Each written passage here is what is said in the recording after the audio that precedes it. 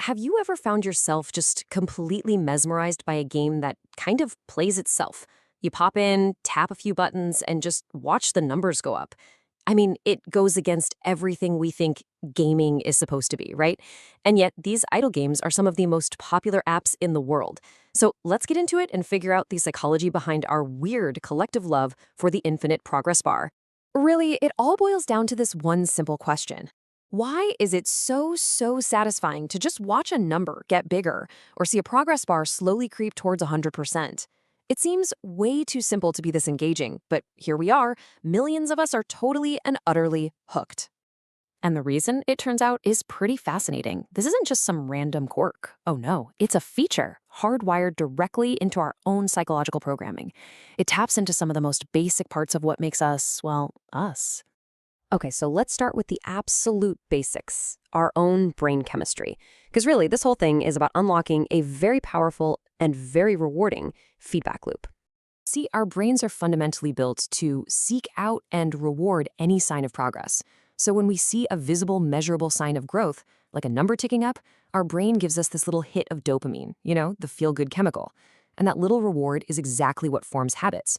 It trains your brain to keep coming back for more, because it provides this constant, totally reliable stream of positive reinforcement. The community actually has the perfect name for this entire mechanic: number go up. It's so simple, right? But it's this powerful, almost primal promise that every single thing you do will have a positive result. It's pure, uncut, instant gratification. And wow, is it effective? And this is really where the appeal becomes crystal clear, especially when you compare it to our daily lives. I mean, think about it. In the real world, progress can be painfully slow, or hard to see, or sometimes it just doesn't happen at all. But in these games, that constant feedback loop makes you feel competent and successful, like within seconds. But okay, the appeal goes way deeper than just that first dopamine hit. The next layer is all about creating something incredibly satisfying, a self-sustaining engine that just keeps on growing. This right here, this is the absolute genius of the genre. The initial clicking and tapping, that's just the setup. The real sense of accomplishment comes from building a system so efficient that it doesn't need you anymore. This journey itself is the reward. You start out doing all the manual work, just grinding away. But then you start to unlock upgrades that do the work for you. And before you know it, you've automated the entire process. You've graduated from being a worker to being a strategic manager overseeing your creation. And that transformation, it's just profoundly satisfying. Now let's talk about the emotional core of all this. Because in a world that feels like it's defined by pressure and anxiety, these games offer something we might desperately need: a true digital sanctuary. I mean, this comparison really says it all, doesn't it? Modern life is so often high stress, your progress can feel invisible, and the consequences for failing, they can be serious. Idle games are the complete opposite. There's zero stress, progress is absolutely guaranteed, and what might look like failure is actually just part of the strategy. So the crucial point here is that the fear of loss is just gone. It's been completely removed from the equation.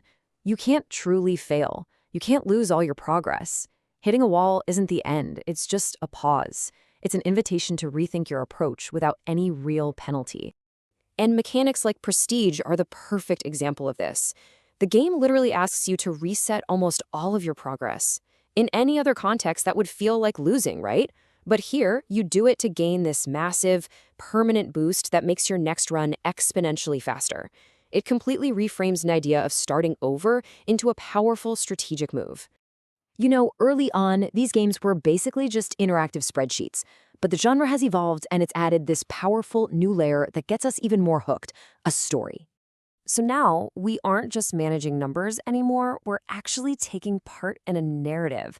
And that emotional connection transforms the simple mechanics of number go up into something way more meaningful and engaging. Just take a look at these examples. A game like Love Simulator uses those same incremental mechanics to mirror the slow, steady effort it takes to build a real relationship. Or in Mother Simulator, you're not just optimizing a factory, you're mastering the incredibly complex engine of running a home. The game's mechanics give real weight and meaning to the experience, and it turns the grind into a labor of love. And finally, there's the really unique way these games just fit into our lives. They aren't demanding, they're not needy. They're designed to be a companion, not a commitment. I mean, think about how you play them. They're built for the small gaps in our day. You do a quick check-in while your coffee is brewing, a few taps while you're half watching a show. They even work for you while you're asleep, and they reward you with this little gift of progress when you wake up in the morning. And that's the unique relationship these games offer, isn't it? They don't demand your undivided attention or your soul. They're happy to just occupy a small corner of your mind. They're this constant, low-pressure presence, always there, always moving forward, and always ready for you whenever you have a moment to spare. So, what's the final verdict here? When we put all of these pieces together, it becomes incredibly clear. These games offer something that we deeply crave, a sense of order and guaranteed progress in a world that, let's be honest, often feels chaotic and unpredictable. Ultimately, it just comes down to this simple, powerful truth. These games provide a space where advancement is the only possible outcome. And that feeling of constant forward momentum, is an incredibly powerful and comforting thing. So, as we wrap up, I'll just leave you with this question to think about.